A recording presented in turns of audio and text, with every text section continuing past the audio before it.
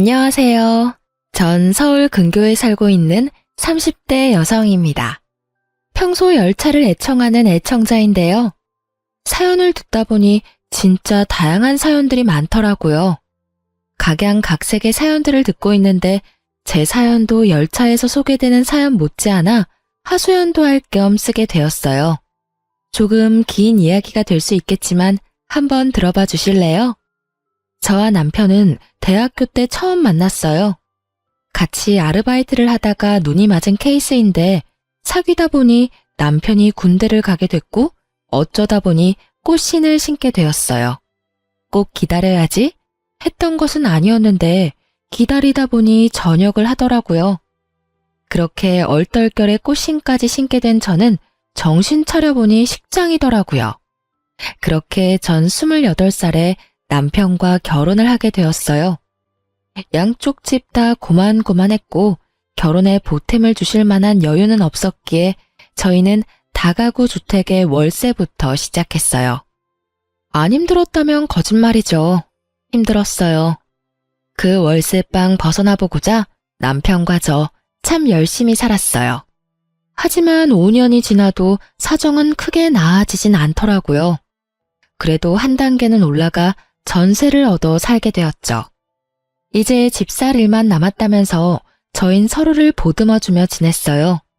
이렇게 열심히 살다 보면 언젠가는 우리도 빚 볼 날이 오겠지 했어요. 사정이 어렵다 보니 아기 생각은 없었고 다행스럽게도 시댁에서도 크게 압박을 주진 않았어요. 남편은 3남매였는데 편의상 둘째 동생은 서방님, 셋째 동생을 도련님이라 할게요. 꽤 평화롭던 생활에 문제가 생기기 시작한 것은 서방님이 결혼을 하면서였어요. 동서는 꽤 이름 있는 회사에 다니고 있었는데 회사뿐 아니라 친정도 잘 살아서 저와는 하나부터 10까지 비교가 되기 시작했어요. 처음엔 가볍게 시작한 비교가 점차 편애와 차별로 이어지더군요. 대놓고 동서와 저를 차별하기 시작하는데 정말 속상하기도 하고 비참한 마음마저 들었어요. 다들 아시죠? 친정도 부유하고 돈도 잘 버는 며느리 떠받들고 사시는 시어머니. 그런 시어머니만 믿고 절 종처럼 함께 부려먹는 시어머니보다 더 얄미운 동서. 두 사람은 집안일이 쌓였으면 저부터 찾기 바빴어요. 저에게 모든 일을 하게 만들었고 그렇게 시댁종으로 전락해버렸어요. 저도 집에서 있는 사람 아니고 엄연히 회사 다니는 직장인인데 동서보다 좋지 않은 회사에 다닌다는 이유로 집안의 각종 행사는 제 차지가 되더군요. 그날은 동서가 시집 오고 처음으로 모시게 된 아버님의 제사였어요. 다른 건 이 변명 저 변명을 대며 저에게 다 맡겼어도 다른 것도 아니고 아버님 제사인데 이번만큼은 어머님도 제대로 시키시고 동서도 제대로 제 몫은 하겠지 하고 생각했어요. 이번만큼은 혼자 죽어라 일하지 않아도 되겠다고 하며 반차를 쓰고 어머님이 사오라고 했던 재료들을 사서 시댁으로 향했어요. 어머님, 저 왔어요. 사오라고 하신 거 다 사왔는데 이거 어떻게 할까요? 어떻게 하긴? 바로 손질하거라. 네? 바로요? 동서도 아직인 것 같은데 좀 쉬다가 동서 오면 시작하면 안 될까요? 기다리지 말고 그냥 해. 둘째네는 오늘 늦는다고 했어. 지방 어디 출장 가 있는데 일 끝내는 대로 올라온다고 하더구나. 어휴, 저녁 먹기 전까지는 와야 할 텐데 얼마나 힘들 거야. 정말 어이가 없더라고요. 있잖아요, 여러분. 저는 아버님 첫 제사 때 어머님 강요로 회사 연차까지 쓰고 아침부터 시댁에 와서 하루 종일 일만 했었어요. 그것도 처음부터 혼자 할 버릇해야 손에 익는다며 저 혼자 다 했었다고요. 저한텐 그렇게 모질게 하셔놓고 동서에겐 그렇게 관대할 수가 없더군요. 동서 걱정에 시갯바늘만 바라보시는 어머님을 보고 있자니 그나마 피어오르던 전이가 상실하는 기분이 들었어요. 전 그저 입을 꾹 다물고 제사 음식을 준비했죠. 첫째야, 대충 다 했으면 나머진 저녁 먹고 하자꾸나. 다들 올 시간 됐으니 저녁부터 차리렴. 이런 날은 한 끼 정도는 시켜 드셔도 될 텐데 전쟁터와 다름없는 주방을 보고서도 느끼는 점이 없으신지 굳이 또 저녁을 차리라고 하시더라고요. 지금까진 힘들긴 했어도 이런 기분까진 들지 않았는데 이제 동서도 있는데 혼자 이러고 있으려니 더 짜증이 솟구쳤어요. 좋게 생각해보려 해도 자꾸만 끓어오르는 분노로 칼질이 거칠어지던 그때 남편과 도련님이 차례로 시댁에 들어오고 있었어요. 남편은 주방에서 고군분투하는 저를 쓱 보고선 수고했단 인사는커녕 눈인사도 하지 않고 방으로 들어가더군요. 그 얄미운 뒤통수를 보고 있는데 욕이 절로 입가에 머물더라고요. 평소에 그렇게 눈치 빠른 사람이 이럴 땐 왜 눈치라고는 없는 사람처럼 구는 건지. 남편의 행동에 한숨이 절로 나오는 그때 도련님이 옷을 갈아입고 옆에 왔더군요. 형수님, 저 뭐 할까요? 에이, 도련님, 또 그러신다. 괜찮아요. 다 했는걸요, 뭐. 형수님이야말로 또 그러신다.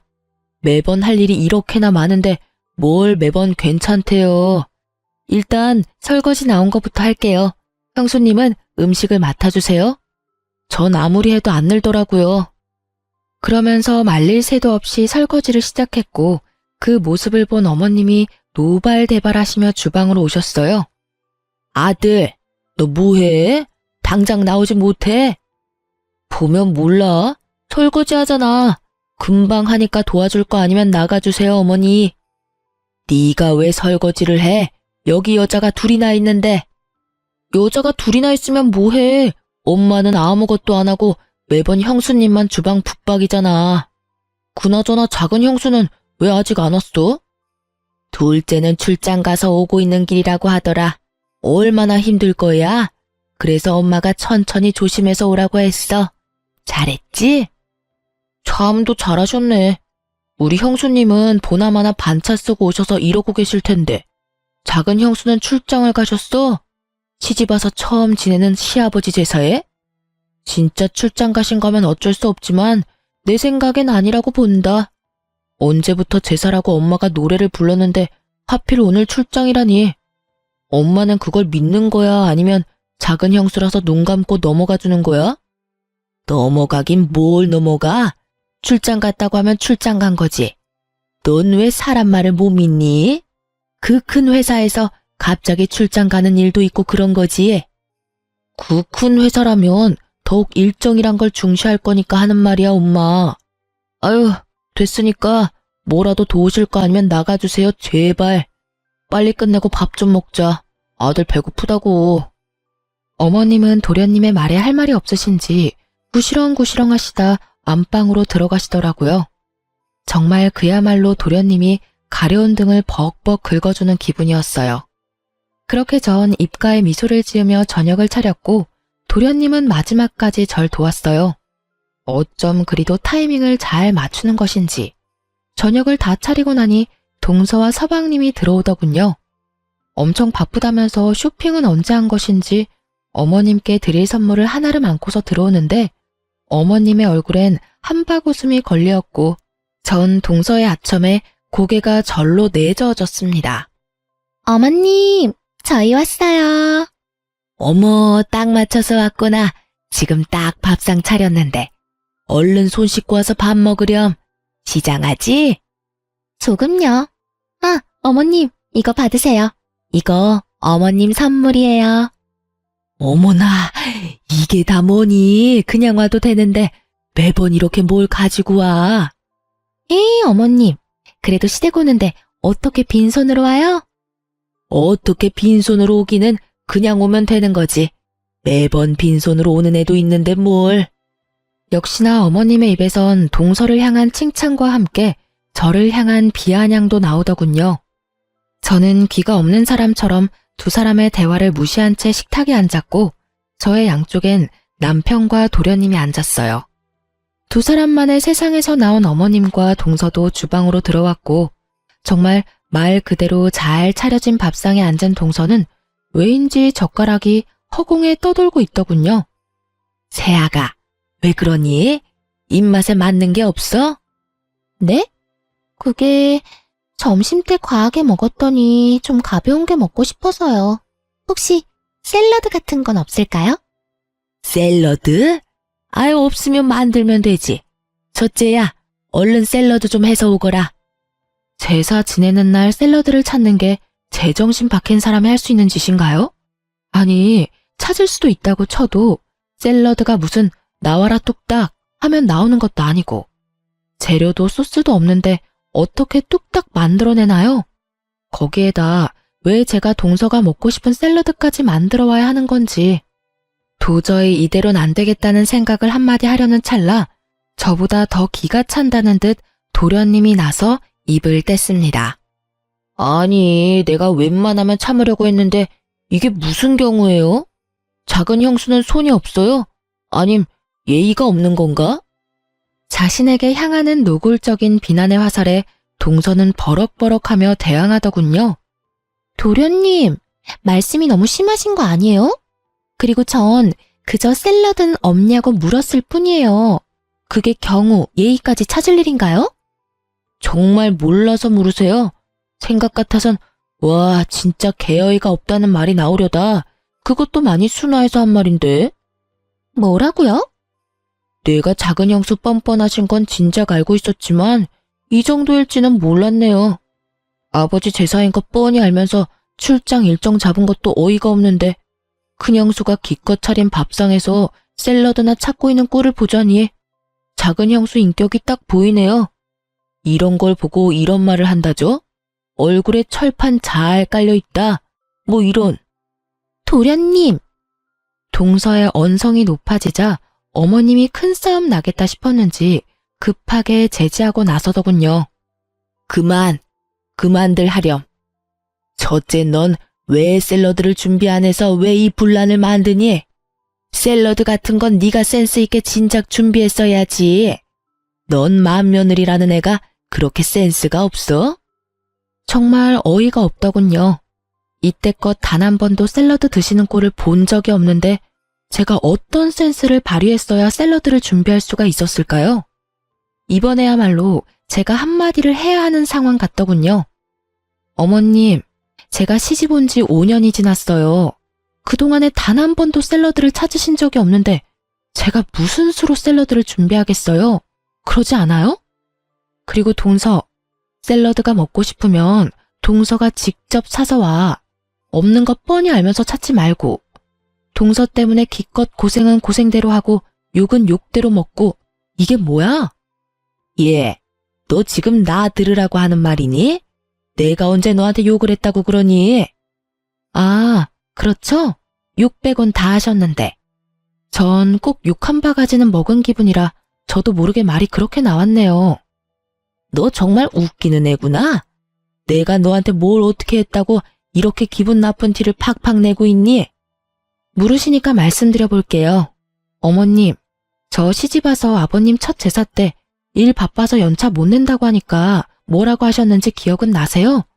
그딴 식으로 할 거면 회사 때려치우라고 하시면서 화내셨죠? 어머님 그러시는 바람에 저 승진이 달린 프로젝트까지 포기하면서 연차 내고 와서 제사 음식 만들었어요. 그것도 저 혼자서 다요. 그런데 동서한테 어떻게 하셨어요? 저한테 하셨던 거랑은 달라도 너무 다르시잖아요. 그리고 동서도 그래.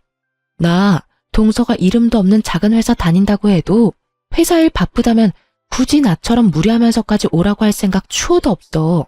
어차피 혼자 하던 일이니까. 그런데 있잖아. 최소한 사람이 염치라는 건 있어야지.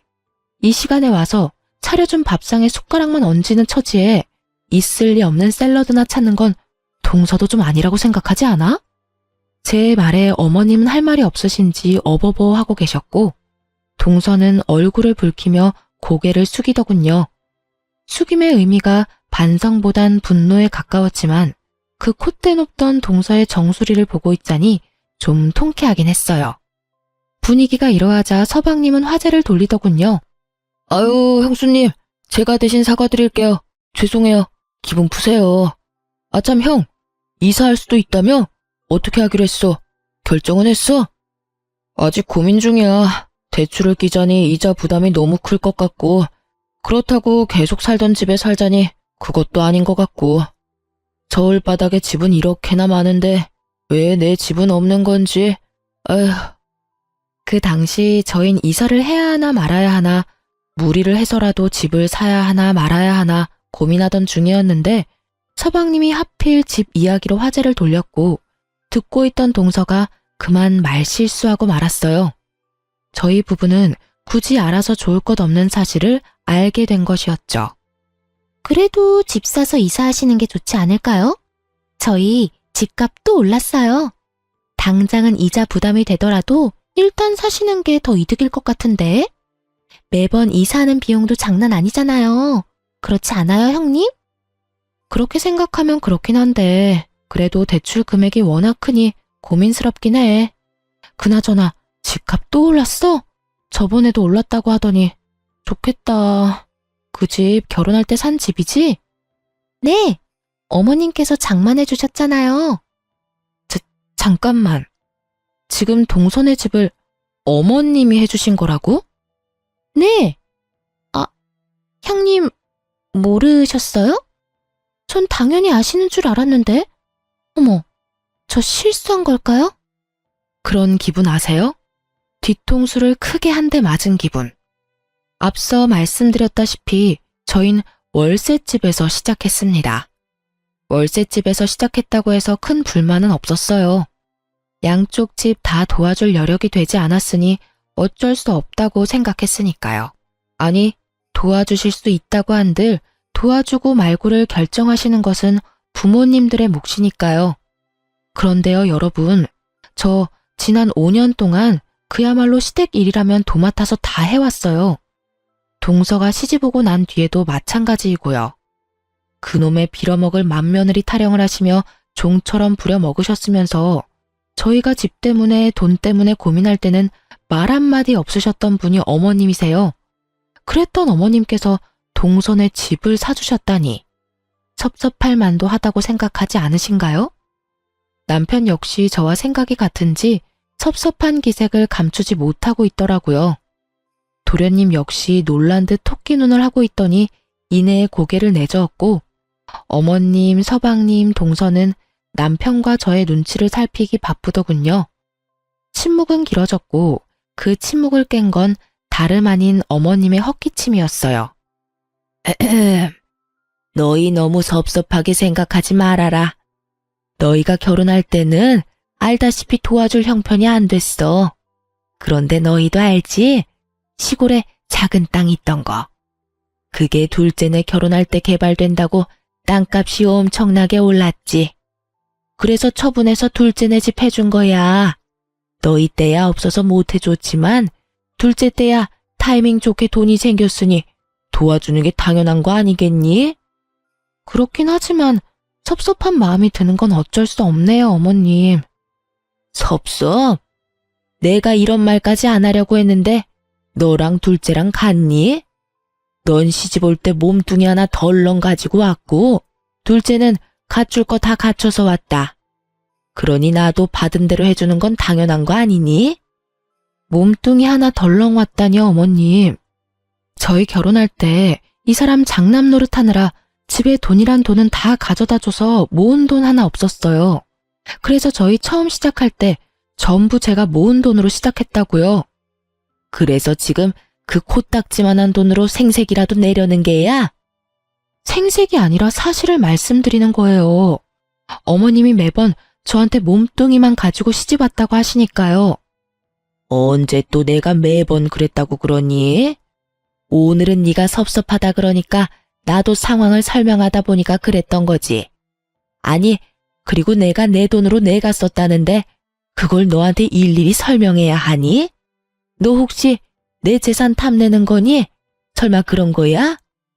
난 네가 그렇게까지 욕심 많은 애인 줄 꿈에도 몰랐구나. 탐내다뇨. 그런 뜻 아닌 거 잘 아시잖아요. 절 그렇게도 모르세요, 어머님?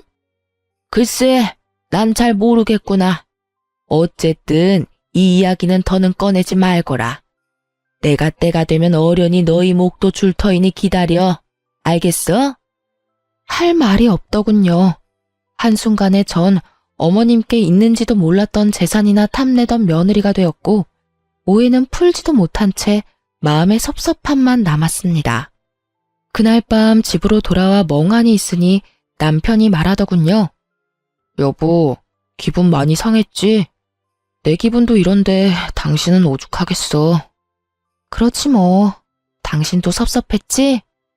섭섭하긴 했는데 생각해보니까 어머니 말씀도 틀린 말이 없더라고.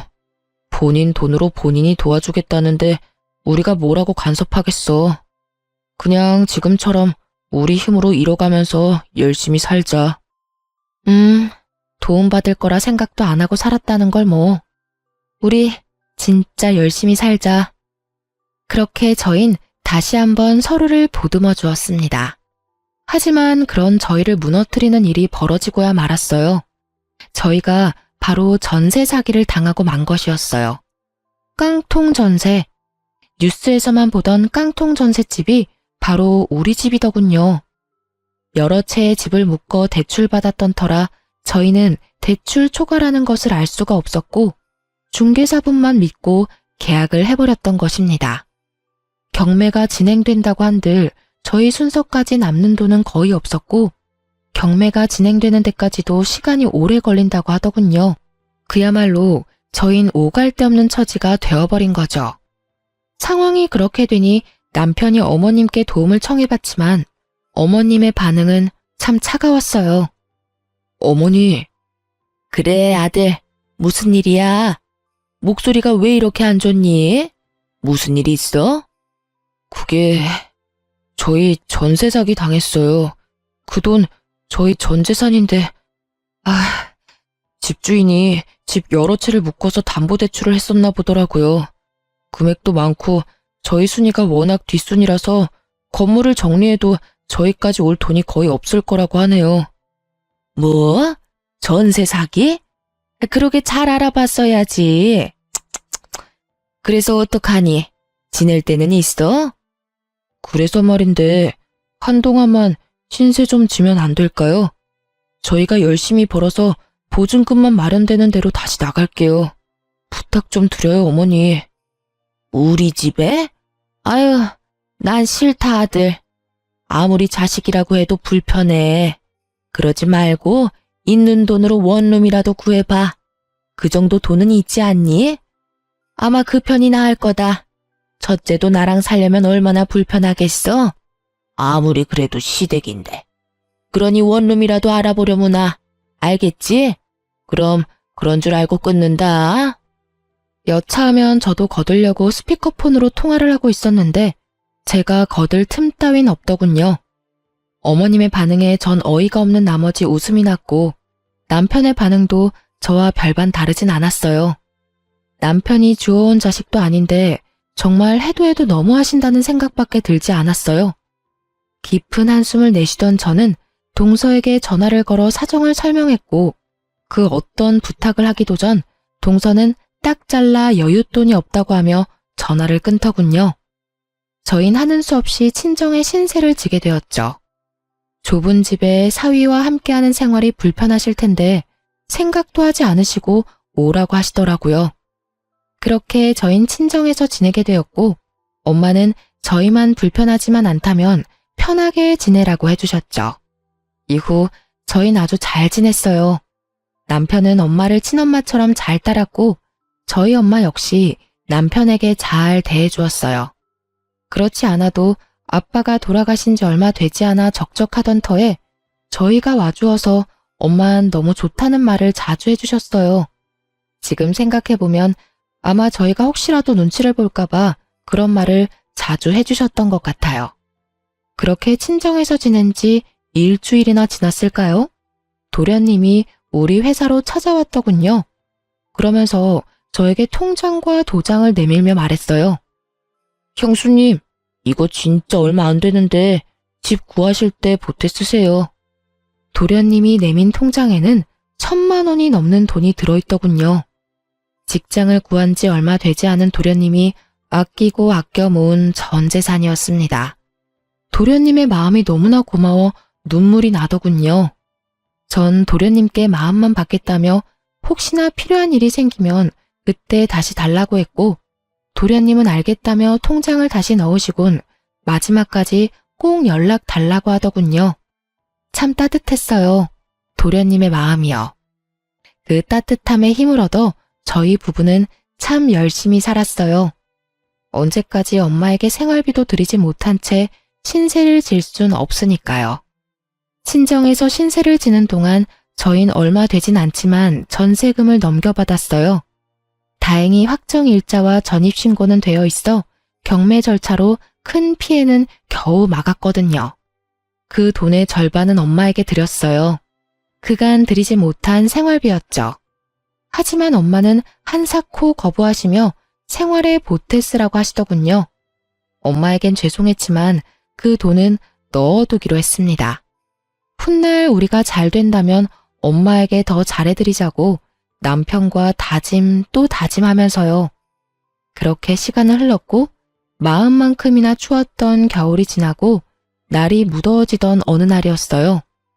초저녁 집에 모여 식사를 하고 있는데 엄마에게 전화가 오더군요. 전화를 받는 엄마의 얼굴은 어두웠고요. 엄마, 무슨 전화길래 얼굴이 그렇게 어두워? 아, 그게 엄마야. 그러니까 네 외할머니. 어? 외할머니? 나 외할머니 돌아가신 거 아니었어? 그게 살아계셔. 할아버지가 돌아가셨다네. 어? 할아버지도 살아계셨어? 이게 다 무슨 말이야. 나한텐 나 태어나기도 전에 돌아가셨다고 했잖아. 전 혼란스러웠고 엄마 역시 저와 비슷한 표정으로 이야기를 들려주셨어요. 그게 엄마랑 아빠랑 연애할 때 네 할아버지 할머니가 반대를 심하게 하셨어. 결혼은 절대 안 된다고 말이야. 그런데 엄마가 아빠를 너무 사랑해서 집을 나와서 결혼을 했어. 그런 엄마가 너무 괘씸하셨는지 아예 연락을 끊으셔서 이때껏 연락도 하지 않고 살았었어. 요 며칠 꿈자리가 좋지 않더니 혹시나 했더니 할머니 말씀이 할아버지가 돌아가셨다고 하구나. 나이도 있으셨고 지병 때문에 돌아가셨대. 그런데 돌아가시면서 엄마하고 왕래하고 지내라는 유언이랑 엄마 앞으로 유산을 조금 남기셨다네. 그렇습니다. 알고 보니 엄마는 부유한 집안의 고명딸이었던 것이었어요. 찢어지게 가난하던 아빠를 만나 첫눈에 사랑에 빠진 엄마는 자신에게 주어졌던 모든 것을 포기하고 아빠를 선택했고 그 선택에 지금까지 후회가 없었다고 하시더군요. 그날 엄마와 전 생전 처음 외할머니 댁에 갔고 그곳에서 엄마와 똑같이 생긴 할머니와 삼촌 세 분을 만났어요. 막내딸에게 물려준 유산은 생각보다 너무나도 큰 액수였고 엄마의 오빠들은 그것은 당연한 엄마의 몫이라며 흔쾌히 유산 상속을 승낙했다고 합니다. 그렇게 엄마는 수십 년 만에 가족을 찾았고 덩달아 남편과 저의 처지도 한순간에 달라졌어요. 그야말로 돈 걱정이 사라져버렸습니다. 엄마는 자신의 명의로 저희에게 당장 살 집을 마련해 주셨어요. 이런 저희의 소식은 남편을 통해 시댁에도 전해졌고 그날부터 시댁 식구들이 저를 대하는 태도가 180도 달라지더군요. 어머님의 말투가 전과는 다르게 상냥해지셨고 동서 또한 집안 행사 때 연차까지 쓰고 와서 시댁 일을 함께 했어요. 든든한 뒷배가 생기니 시댁 생활도 할만하더라고요. 다들 이렇게 스스로 나서서 일을 분담해 주니까요.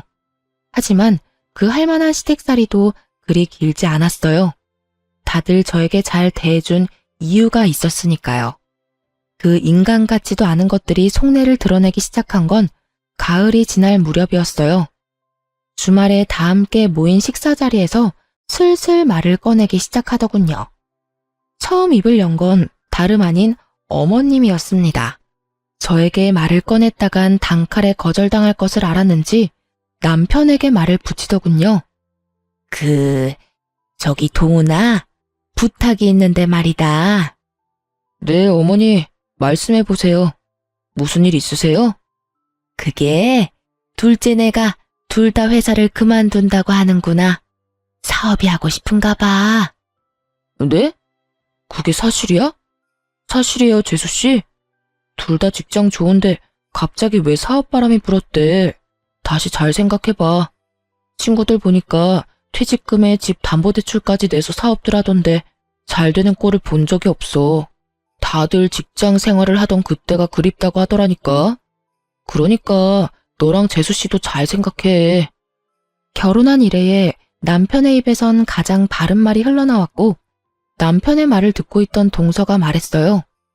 저희 충분히 오랜 시간 고민하고 내린 결정이에요. 그래서 말인데 저희 사업에 투자 좀 해주시면 안 될까요? 들어보니 형님 친정에 엄청 큰 돈 생기셨다고 하던데 두 분께서 사돈 어르신께 잘 말씀드려 주시면 안 될까요?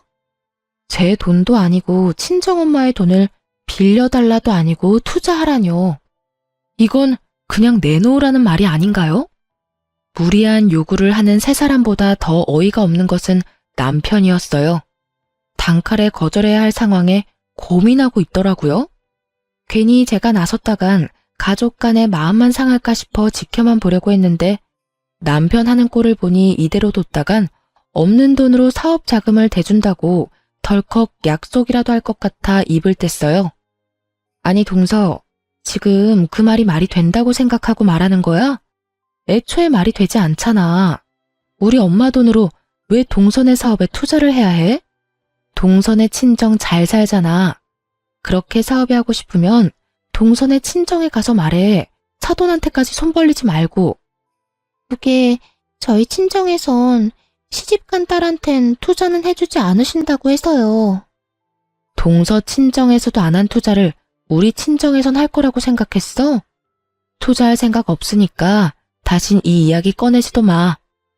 그 뒤로도 여러 이야기가 나왔지만 전 다 무시한 채 밥만 먹고 집으로 돌아왔습니다.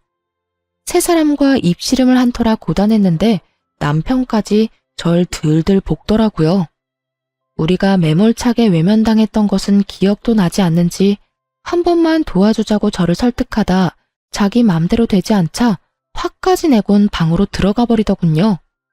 그러든가 말든가 전 신경을 쓰지 않으려고 했는데 며칠 뒤 도련님에게 연락이 와 하는 말은 도저히 제가 신경을 끌 수 없는 상황이었습니다.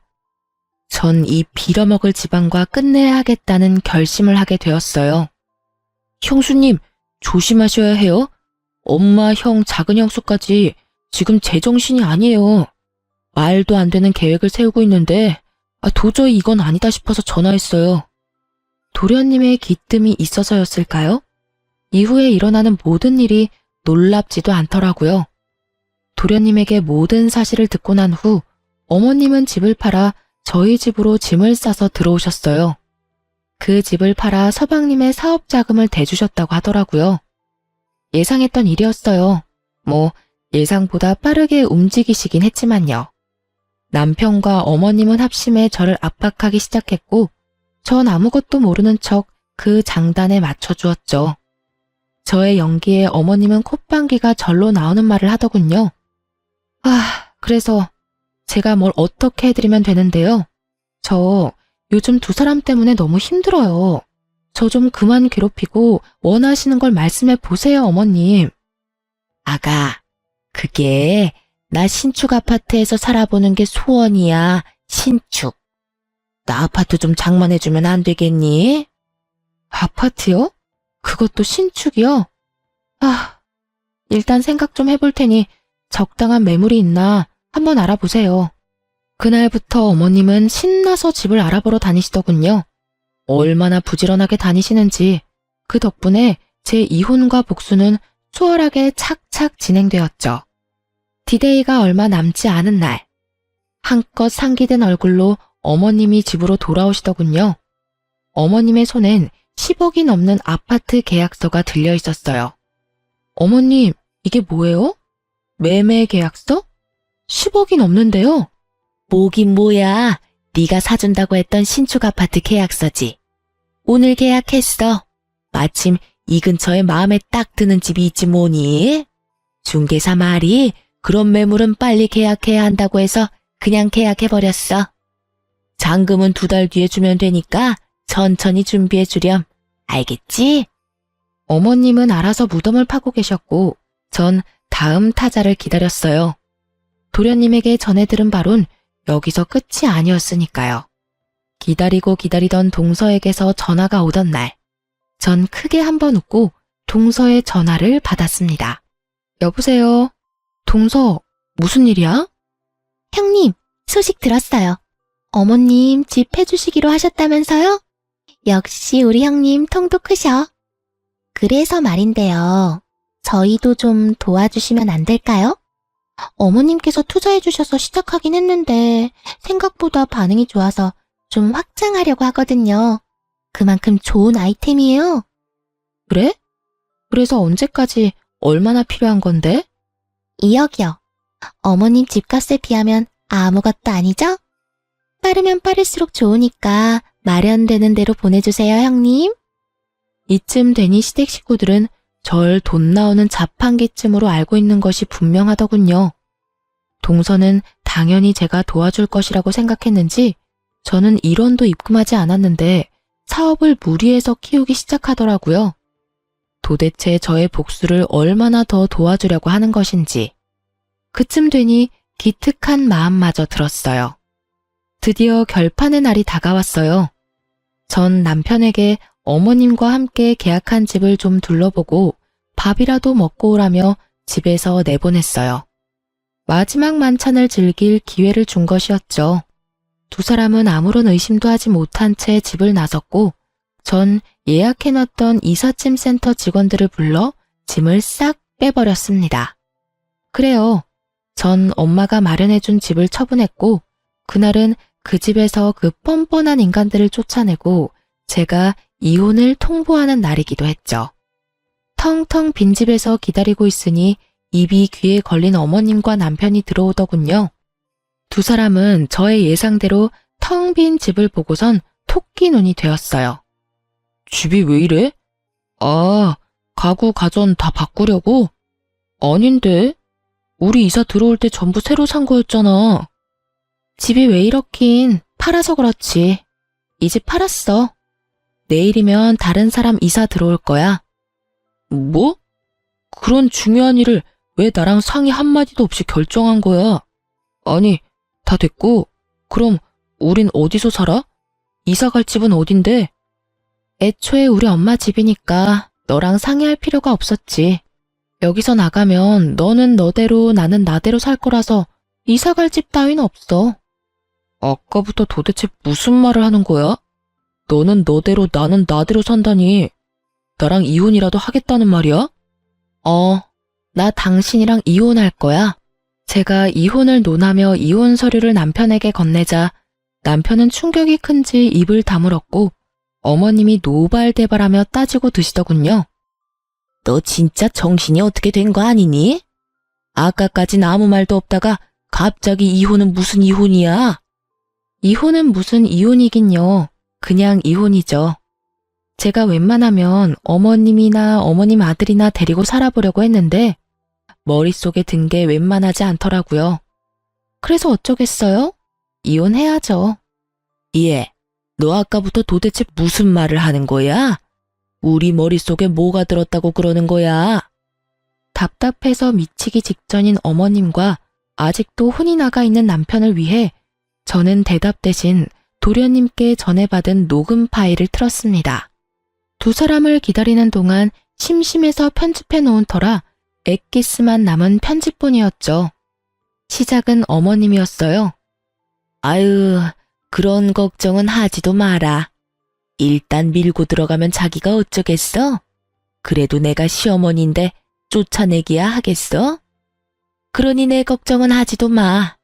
일단 이 집 판돈 줄 테니 너흰 계획 중인 사업이나 진행하려무나.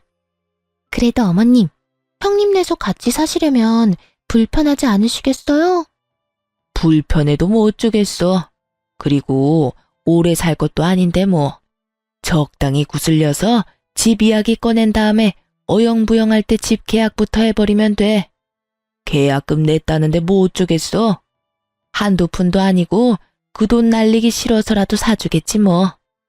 너희 사업 자금도 마찬가지다. 일단 일부터 버리면 이때껏 투자한 돈이 아까워서라도 첫째가 돈을 내놓을 것이야. 그렇겠죠? 하긴 이미 들어간 돈이 많아서 형님이 도와주실 것 같긴 해요. 어머님, 대단하세요. 어떻게 그런 생각을 다 하셨어요? 내가 아니고 네 아주버님 생각이야. 그래도 자기 마누라라고 어떻게 구워 삶으면 되는지 정확히 알더라니까. 어머, 정말요? 아주버님, 감사해요. 저희가 진짜 열심히 해서 꼭 보답할게요. 그런데 정말 이혼하시려고요? 형님 좀 답답한 구석이 있어서 그렇지 생활력도 강하고 부지런하잖아요. 거기에다가 이제 집도 잘 살게 됐고. 그러지 말고 다시 한번 생각해 보세요. 그래서 이혼하려고요. 같이 사는 여자가 생활력 강하고 부지런하면 그것만큼 피곤한 것도 또 없어요. 이제 돈도 있겠다. 좀 편하게 살아도 될 텐데 얼마나 아득바득 아끼는지 이해가 안 된다니까요. 이참에 어머님 집 한 채, 동생 사업자금 확실히 뜯어내고 저도 이것저것 일 만들어서 좀 뜯어내면 이혼하려고요. 이혼할 때 재산 분할도 하면 제 주머니도 두둑할 거고 그 돈으로 새 출발할 겁니다. 착각도 자유라고 하더니 어쩜 남편이라는 놈이 절 몰라도 그렇게나 모를 수가 있는지. 몇십 번을 들어도 웃긴 저와는 달리 두 사람의 얼굴은 잿빛으로 변해 누가 먼저라고 할 것도 없이 무릎을 꿇고 빌기 시작하더군요. 아니야 여보, 이거 다 오해야. 내가 당신이랑 설마 이혼하겠어? 그래 아가, 얘가 너를 얼마나 사랑하는데 미쳤다고 이혼하겠어? 그냥 분위기가 그러니까 그냥 그렇게 말만 했을 뿐이란다. 오해라고 하기엔 그간의 상황이 너무 녹은된 대화대로 흘러간 것 같지 않아? 난 있잖아. 당신 집안 호구짓이나 할 생각은 추호도 없고 당신한테 나눠줄 재산도 없으니까 꿈깨. 알겠어? 전 단호하게 대답했고 남편은 단호한 저의 태도에 태세를 바꿔 뻔뻔하게 나오더군요. 그럼 이 집이라도 나한테 내놔. 그러면 그까짓 이혼 깔끔하게 해줄 테니까. 이 집 안 주면 나 당신이랑 절대로 이혼 안 할 거야. 알겠어? 당신 머리는 붕어 대가리니? 내가 아까 분명 집 팔았다고 했을 텐데. 그럼 집 판 돈이라도 내놔. 집 판 돈이 왜 나한테 있겠어? 이 집 주인은 처음부터 끝까지 우리 엄마였는데. 당신 혹시 이 집이 내 명의라고 생각한 거야? 너답다 진짜. 이 집 판 돈은 이 집 주인인 우리 엄마 통장으로 고스란히 들어갔어. 그러니까 이 말은 당신한테 줄 돈은 땡전 한 푼도 없고 오히려 당신이 나한테 위자료를 줘야 할 상황이라는 말이야. 알겠니? 제 말에 남편은 망연자실하며 저를 바라보았고 저는 그런 남편에게 한마디 더해주었습니다. 그렇게 누누이 내가 말했잖아. 우리 엄마가 유산을 받았을 뿐이지 나는 돈이 없다고. 자세히나 알아보고 나댔어야지. 이게 뭐야? 돈은 돈대로 다 날리고 이혼은 이혼대로 하고. 하여튼 이혼이나 해줘. 당신이 하기 싫다고 해도 하게 될 테니까 괜히 힘 빼지 말자 우리. 저의 쐐기 말에 상황을 되돌리긴 늦었다는 것을 감지한 두 사람은 곡소리를 내며 울기 시작했고 전 두 사람을 뒤로 한 채 엄마가 있는 할머니 댁으로 갔어요. 전 할머니 집에서 지내며 이혼 소송을 준비했어요. 예상했던 대로 남편은 이혼하지 않겠다고 버티기 시작했기에 다른 방법은 없었죠. 소송은 당연히 저의 손을 들어주었어요. 비싼 이혼 전문 변호사를 선임한 덕도 있겠지만 제가 가지고 있던 녹음 파일, 돈을 요구하는 문자 등등 증거가 워낙 많아서 손쉽게 이길 수 있었어요. 그 후 도련님께 연락이 와 전 시댁이 어떻게 되었는지 알 수 있었습니다. 형수님, 성공적인 이혼 축하드려요. 아, 이제 형수님이라고 부르면 안 될까요? 아니에요. 감사해요, 도련님. 다 도련님 덕분이에요. 그나저나 집안 분위기는 어때요? 어쩌긴요. 그야말로 풍비박산이죠. 엄마는 그 어림도 없던 아파트 계약금 다 날리고 오갈 데가 없어지니 작은 형네로 찾아갔었나 봐요. 근데 아예 집 안으로 들어가지도 못했다고 하더라고요. 아예 문전박대 당했대요. 참 대단하다 했어요. 집 팔아서 사업 자금까지 해줬는데 어떻게 문도 안 열어줄 수가 있는지. 내가 이럴 줄 알고 그렇게 말렸는데 내 말은 듣지도 않더니 뭐 자업자득이죠. 아주버님도 그렇고 동서도 그렇고 참 매몰차네요. 그러니까요. 엄마 그렇게 내쫓고 작은 형네 사업도 부도 직전이라고 하더라고요. 형수님 믿고 사업 확정하던 게 엎어지면서 그나마 지탱하던 사업도 다 무너졌다고 하던데. 거기도 자업자득 벌 받은 거죠 뭐. 그러게 좀 인간답게 살지. 그게 뭐예요 대체? 괜히 욕심내고 착한 사람 이용이나 하려고 하고 결국 이런 결말을 맞게 되잖아요. 아, 그리고 큰형 아직도 형수님 찾아다니는 것 같았어요. 한동안은 할머니 댁에서 지내시는 게 좋을 것 같아요. 마지막까지 도련님은 제 걱정이네요. 감사해요 여러모로. 그나저나 도련님은 어떻게 지내요? 식구들이 심한 말은 하지 않아요? 자기들끼리 지지고 볶고 한다고 저는 안중에도 없어요. 저도 큰 관심 없고요. 저요, 우리 식구라면 아주 지긋지긋해요. 그때 형수님 드렸던 통장 있죠? 그거 엄마 주고 그냥 외국으로 나가려고요. 아마 이르면 다음 달? 그쯤에 출국할 것 같아요. 해외 지사 신청했는데 운 좋게 제가 가게 됐거든요. 거기에서 저도 가족들은 있고 재출발할 계획입니다.